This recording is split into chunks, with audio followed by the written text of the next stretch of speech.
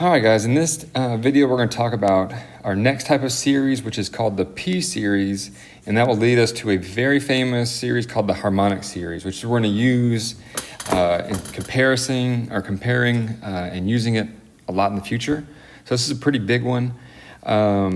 This P-series, if I got my infinite series and I have this little form of it's 1 over the variable that's counting, and then the exponent can be any number. And P is a positive number, so it can't be any number. It's got to be a positive number. And the first part is just recognizing if this is a P series or not. So this, I could rewrite this series as 1 over k to the power of positive 0.8. And now I see that since that the variable's on the bottom with the exponents on the denominator, this is a P series. And that's all we're wanting to say here. Yes, P series.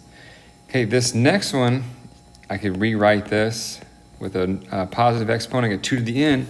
That is not a P series. The counter is in the exponent of this one. Over here, the counter is the base. So that's a pretty key part. That's the counting part. That's the thing that's changing. Okay, this next one, I could rewrite this with the positive exponent. K starts at 10 and goes to infinity. So even though it doesn't start at 1, it starts at 10. That's fine. This is a P series because the base is the thing that's changing. It's counting. And the exponent 4, that's our P number. So P is 4. Yes, this is a P series. So this one was not a P series. This one is a P series. The P is 0.8. C is a P series. The P is 4. The next one is not a P series. There's no fraction. If I rewrote it as a fraction, it would be the C here, 1 over n to the negative 2. But that P number has to be positive. That's why that one's not a P series. And then the last one is a P series. I could rewrite it as 1 over k to the power of 1, so the P is 1 and the counter is the base. Yeah, that's a P series. This one won't take long. All right, so the convergence of a P series. So once you identify if it's a P series, it converges if the P number is greater than 1, and it diverges if it's anything greater than 0 but less than or equal to 1.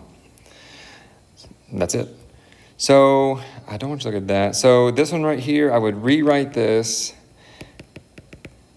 as 1 over k to the 3/4 exponent. That is a P series, and it diverges because that P number is less than or equal to 1.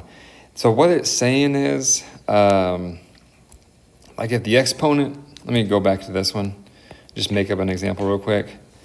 If it's 1 over n to the 0.5, this would be 1 over 1 to the 0.5 plus 1 over 2 to the 0.5 plus 1 over 3 to the 0.5 plus 1 over 4 to the 0.5. And that keeps going on forever, but this is going to diverge. Even though the limit of this is 0, I'm adding numbers that are closer and closer to 0. They're not like close to 0 enough, if that makes sense. Remember, the nth term test says if the limit of this is not equal to 0, it diverges. But if it equals 0, then the nth term test is inconclusive. It could diverge or converge. So this is an example where the limit of that sequence is 0, but it still diverges. And I'm going to show you an example here in a second of why it does. If that P is bigger than 1, the limit will be like approaching 0 much faster, and it will converge. All right, so this one is a P series. The P is 2, so this one converges. Even though it's n minus 1, if I started plugging in 4, it'd be 3 squared, or 1 over 3 squared plus 1 over 4 squared plus 1 over 5 squared plus 1 over 6 squared. And since the P is bigger than 1, it converges.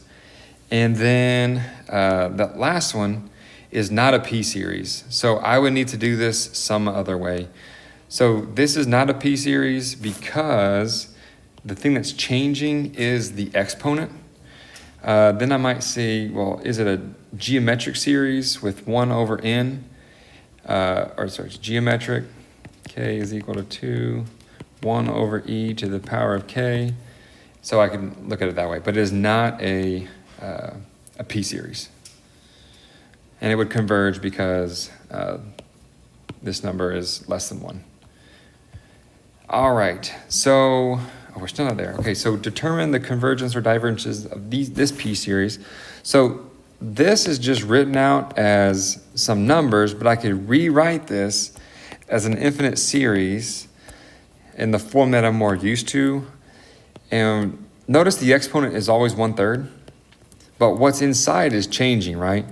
So if this was n equals 1, n equals 2, n equals 3, n equals 4, you can probably see that the n number is being squared. So it's whatever the n number is squared, which can be rewritten as 1 over n to the 2/3. And since that number is, so the p number is 2/3, it's less than 1, this thing would diverge.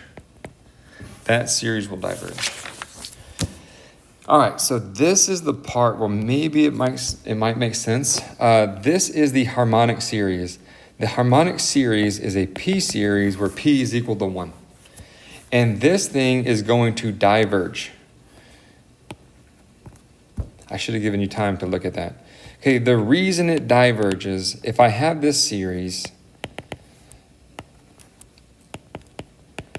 will it converge to one number? I'm going to start plugging in numbers. And 1 over 4 plus 1 over 5 plus, oh, I did this again. All right, so I'm taking my harmonic series, starting at 1, going to infinity, infinite series. It's 1 over 1 plus 1 over 2 plus 1 over 3 plus 1 over 4 plus 1 over 5 plus 1 over 6 plus 1 over 7. And I need to do one more plus 1 over 8. And this keeps going on and on forever, right?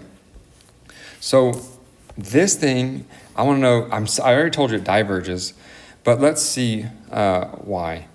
So if I keep adding numbers that are smaller, like as I go further in the sequence, I'm adding smaller and smaller numbers, right?